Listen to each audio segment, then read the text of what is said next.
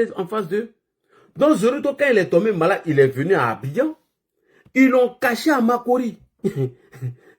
Zorito, ils l'ont enterré comme un chien. Zorito.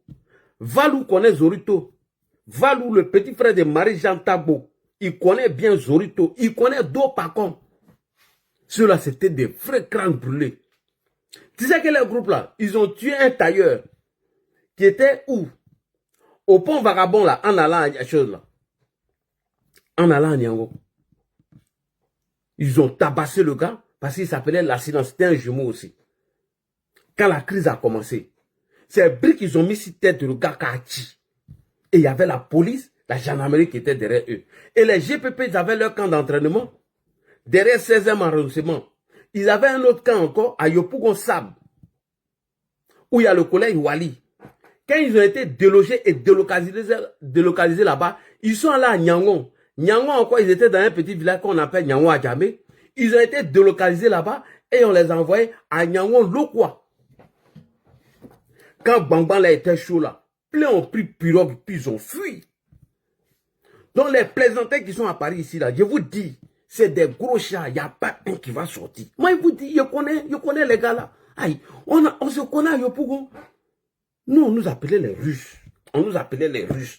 Quand on dit à marche dans la San Ouattara, là, au moment où on sifflait, oh non, non, non, on est déjà parti. Oh, au moment où on dit pauvre Dieu est sorti, nous, on est déjà parti. On nous appelait les Russes. En 2004, quand il y a eu la manifestation où le plateau a été décrété zone rouge, c'est ce jour-là, moi, ils ont annoncé ma mort. J'ai dit, quand on a dit paix, oh, frère, nos petits boys, on est sortis à l'Institut des aveugles. On a pris la voie pour descendre au sable. Les gars ont commencé à tirer sur nous. Mais c'est plort. Oh, on a foncé. En ce moment, pauvre Dieu est venu nous rejoindre. Au moins, ils vont prendre, on a pris l'autoroute. Puis on est allé sortir à Djamé. Les frères guerriers. Vous voyez, papa des plaisantins, les frères guerriers. On est allé rejoindre le moyen des choses, comme on appelle, d'Abobo. On s'est retrouvé au 220. Il y a un groupe qui était déjà parti au plateau. C'est là on est tombé dans l'embuscade avec les gendarmes là. Ça tirait sur nous. Les gars ont dit, tiens, Joe, reculer, c'est trop dangereux, c'est pas bon. Allez-y à la maison. Le groupe qui est parti là-bas, là, ont appelé les responsables pour les faire rentrer. Où ils ont annoncé 300 morts. C'est dans ça, nous, on est tombé dans l'embuscade au 220. Voilà comment on rentre au quartier Voyou. Vous voyez, au 220, au rond-point, là, Yachi Hassan. On rentre au quartier Voyou, on va sortir au marché au Bourou. C'est pas loin, c'est la gare routière. Et de là, maintenant, on sort à Brasse. À Brasse, maintenant, on dit, on nous attend vers Cité Formont. Est-ce que nous, on avait peur même? Poids là, nous, on avait peur. Dans l'embuscade au 220, ils ont tiré sur un gars, donc il me ressemblait. Donc, les premiers groupes qui sont rentrés avant nous à Yopougon, ils sont arrivés au quartier, ils ont dit, nos gars, on dirait la touffe, hein. Voyez, nous, on a vu quelqu'un, voilà. Moi, il s'est arrivé vers 14h15, moi, il s'est arrivé, les gens étaient en train de pleurer, on dit, c'est moi, Edouf. Nous, on a fait ça pour Alassane Ouattara. Et Alassane Ouattara était dans 4 mètres carrés. Aujourd'hui, il contrôle tout l'étendue du territoire et il a l'armée. Et c'est des plaisantins qui vont rester ici, pouvaient sortir des gens et ils vont chasser Alassane Ouattara. Ah, vous aussi. Même si on vous dit ça, allez-y dormir. Je vais vous trahir un secret. Chaque année, quand il y a élection, là, nous, on réserve nos billets d'avion. Peut-être si le message là tombe dans l'oreille du Prado aujourd'hui, là, il va dire oui, ce que Petit a dit est vrai. Chaque année, là, nous, on paye nos billets. Et puis, nous, on ne fait pas d'agbachi. Hein. Et quand ça commence, là, quand Ouago était au pouvoir, c'est au Ghana, on descendait. Maintenant, là, c'est à Abidjan. On prend votre direct. Nous, on met nos billets à jour. Et puis, on paye des taxes dessus.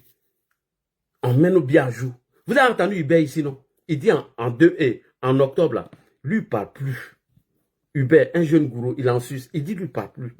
Il dit, ce que vous avez fait, vous avez fait. Il dit, en octobre 2025, là, lui, il prend son billet, il s'en va. Et je vous jure, vous ne verrez aucun plaisantin dehors. Vous n'allez pas les voir. Tout ce qu'ils sont en train de faire en ce moment, c'est d'escroquer des mamans qui ont commencé à mettre des cotisations ensemble. Comme de la manière ils ont fait la Dream Team, hein, où Bédi a donné 4 milliards. Et ils ont bouffé cet argent-là. C'est des escrocs, hein, les vidéomans que vous voyez ici, là, c'est des vrais escrocs. Ils vont bouffer l'argent des gens et ils ne vont pas faire sortir quelqu'un. Donc, je reviens à toi, IB. Il faut faire très attention. Tes fake news que tu lances contre Alassane Ouattara, et que tu es à la recherche des cyberactivistes, soit disant que c'est eux qui ont balancé ces fake news, si tu ne fais pas attention, je te jure, ta guerre aveugle contre Alassane Ouattara va te faire chuter. Moi, là, je te dis ça, enregistrer ça, allez lui donner. Ta guerre contre Alassane Ouattara, qui n'a ni fondement, si tu ne fais pas attention, tu vas chuter sans t'en rendre compte. Pose la question à Assimi Goïta, pourquoi il ne s'attaque plus à Alassane Ouattara? Pose la question. Abdraman Tiani ne le fait pas, c'est toi. Mais toi, je te comprends. Parce que toi, tu es paresseux, tu ne veux plus aller au front. Toi, tu penses que l'opposition, ça, là, il peut faire dégager Alassane Ouattara? Des gens qui ont boycotté les élections pendant près de 10 ans.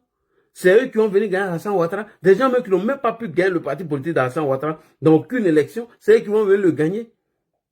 Et j'ai entendu Abiba Touré dire qu'ils ont enregistré des morts sur la liste électorale et que c'est d'autres personnes qui vont voter à leur place.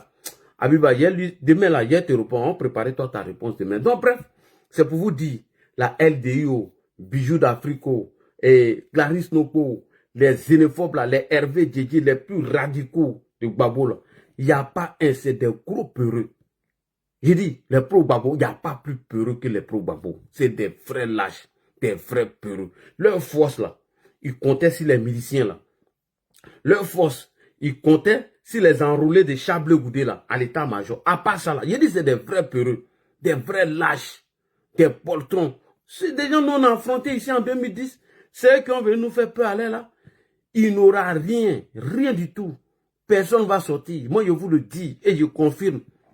Les gens même n'ont pas le temps de parler de politique. Et je salue ici Al Moussafa qui est en train de faire la sensibilisation au niveau d'Abidjan. Et nous aussi, nous sommes dans la sensibilisation pour leur dire que vous êtes sortis pour des gens qui n'ont même pas reconnu des morts de novembre 2004. Ils n'ont pas reconnu ça. Et vous avez sorti pour cela. C'est des gros plaisants. Quand on dit les vrais guerriers là, Laurent Gbagbo même l'a dit, il dit, si lui Gbagbo, il avait les militants d'Alassane Ouattara déterminés pour sa cause, il jure que lui, la personne allait l'enlever au pouvoir. Laurent Gbagbo le dit. Il dit, si moi, Gbagbo, tapotez les gars et partagez. Si j'avais les militants du docteur Alassane Draman Ouattara, personne ne pouvait m'enlever au pouvoir. C'est-à-dire que nous sommes déterminés pour une cause. Et aujourd'hui, Dieu merci, le président Alassane Ouattara est en train de réaliser nos rêves. Aujourd'hui, là, en Côte d'Ivoire, tu peux voyager sans carte d'identité. D'Abidjan jusqu'à Korogo, on ne te rend pas pour une histoire de carte d'identité. Tant qu'il n'y a pas de suspect dans le cas, est-ce qu'on pourrait faire ça au temps de Gbagbo? T'as qu'à d'avoir non tu là. Oh.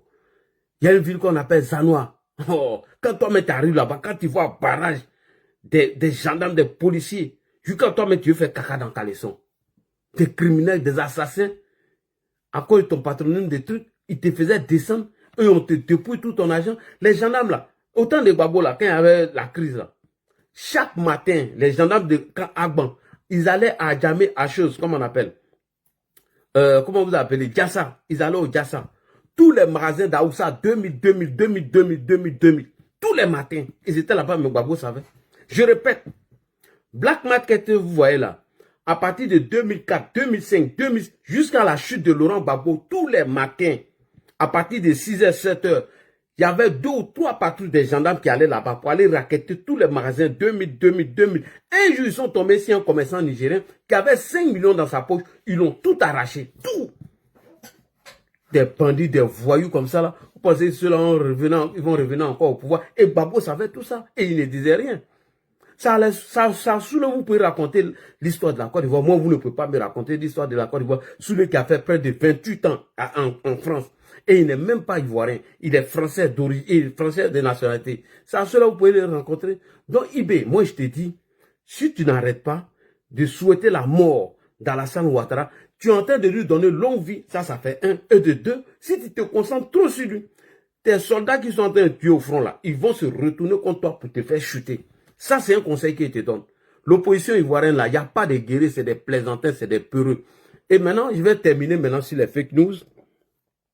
Alors, les spécialités, c'est quoi? C'est les fake news. Les fake news qu'ils lancent, pour eux, s'ils avaient annoncé la mort du président Alassane Ouattara, et l'armée allait sortir pour prendre le pouvoir. Ça, c'était leur stratégie, selon eux. Selon qui? Un milicien de Laurent Gbagbo, que vous allez écouter ici d'ailleurs. On va écouter ce milicien de Laurent Gbagbo. Il dit, la stratégie, c'était quoi? C'était de lancer des fausses informations, afin qu'on annonce la mort du président Alassane Ouattara. Et maintenant, l'armée allait sortir pour prendre leurs responsabilités. Mais nous, on sait ça. Tout ce que vous préparez là, on sait tout. Et tout ça, c'est pour faire diversion. Pour que les Burkinabés ne s'intéressent plus aux gens qui tombent au front. Mais vous allez taper poteau, champion. Vous allez taper poteau. Il est où le milicien là? On va l'écouter. On va l'écouter le milicien là. Le milicien de Laurent Gbagbo là. Il est où? Un milicien comme ça. Un plaisantin. Le milicien là. Il est là. Le milicien il est là. On va l'écouter. Donc les fake news que vous êtes en train de lancer là, champion. Arrêtez. Vous ne pouvez pas enlever le monsieur. Vous ne pouvez pas. Arrêtez de gaspiller vos salives. Arrêtez de gaspiller vos énergies. Vous ne pouvez pas l'enlever. LDI ne peut pas mettre les pieds en Côte d'Ivoire. C'est Dabachi, c'est plaisanterie. C'est Dabayadron. Ils ne peuvent rien faire. Moi, je vous dis, si vous comptez sur LDI là, c'est que Laurent Gbagbo va rire. Il ne va même pas venir au pouvoir. C'est que des gros chats, des plaisantins. Des gros chats et des plaisantins. Voilà. On va écouter le soldat de Gbagbo et puis je vais arrêter le live. Puisque j'ai décidé de ne pas prendre quelqu'un, ils ont signalé tapoter, tapoter, tapoter. Demain, j'ai préparé un bon sujet parce que je suis allé dans tous les sens tout à l'heure. On va écouter ce monsieur avant d'aller aux fake news. Voilà. La stratégie, c'était quoi? C'était de faire peur aux gens afin que ces derniers-là puissent prendre le pouvoir. Pour dire que Ouattara Douf et vont prendre le pouvoir en même temps. C'était leur stratégie. On va l'écouter ici rapidement. Voilà. Donc, IB a lancé des avis de recherche contre des cyberactivistes, soi-disant, qui auront gâté ses cours. Il veut parler ici de Naïm Touré, de Newton Barry. Tout cela aujourd'hui, là, ils font peur à IB. Donc, il est obligé de lancer des menaces contre ces jeunes gens qui, bien évidemment, apportent les vraies informations aux autorités, aux populations burkinabées. Sinon, quant à IB, là, lui là, c'est fini. Lui là, c'est fini. Il ne mènera aucun combat pour vous. Donc, vos fake news pour annoncer la mort du président Alassane Ouattara, c'était un poteau. Voilà, je vais vous montrer. Et voilà, ils sont en train de partager les photos d'Ozo, ces pays. Voilà. Ces pays-là, c'est fini. Hein. Ces pays-là, ça, c'est mort. Allez-y sur Abidjan.net, tapez. Le rapport de l'enquête de la crise post-électorale. Tout est marqué là-bas. Sur Abidjan.net. Vous allez voir que ces pays-là, c'est fini. Personne ne va aller encore à la CPI. Voilà. Personne n'ira à la CPI. Donc arrêtez de tromper les gens. On va partir maintenant, rapidement. Qu'est-ce qu'ils ont fait cet après-midi? Il a lancé des mandats, il a lancé des recherches contre les cyberactivistes et il est parti sur RTB faire un communiqué afin de donner une fausse information aux gens. Faire croire que, voilà c'est ici, j'ai publié ça sur ma page, Burkina Faso, l'agent militaire, voilà ça ici. L'agent militaire a lancé un avis de recherche